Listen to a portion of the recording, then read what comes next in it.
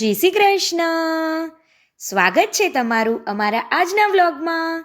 સવારના કામમાં પરવારીને બેસી ગઈ તડકે તુવેર ફોલવા. ઠંડીમાં તડકો મીઠો લાગે.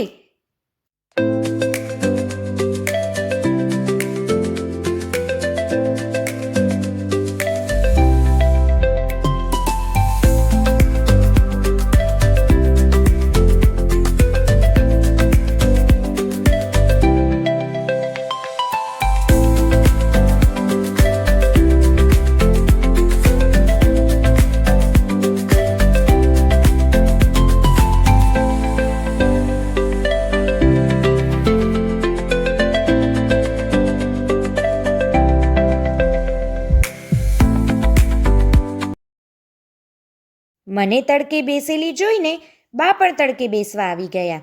પોતે પેપર વાંચતા જાય અને મને પણ બધા સમાચાર કહેતા જતા હતા. ગામડાની આ વાત બહુ જ સરસ છે.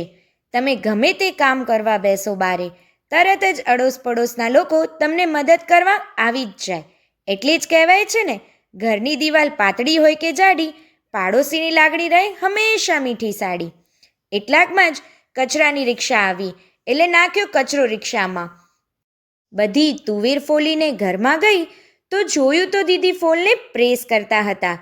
હું પણ બેસી ગઈ ત્યાં વાતોના વડા કરવા માટે.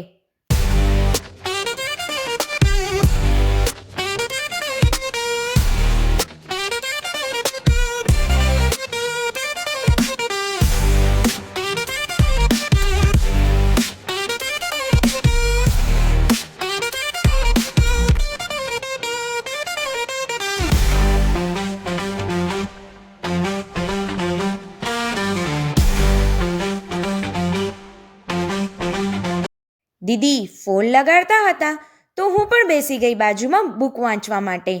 મને બુક વાંચવી બહુ જ ગમે, પણ હમણાં ઘણા ટાઈમથી આવો કોઈ મેળ જ નહોતો પડતો કે શાંતિથી બુક વાંચી શકું. આજે ટાઈમ મળી ગયો એટલે બેસી ગઈ બુક વાંચવા માટે.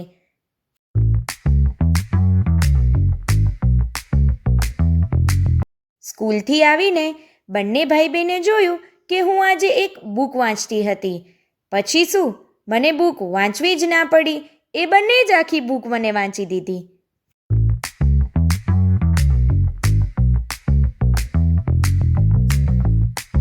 મળીએ હવે નેક્સ્ટ વ્લોગમાં. બાય.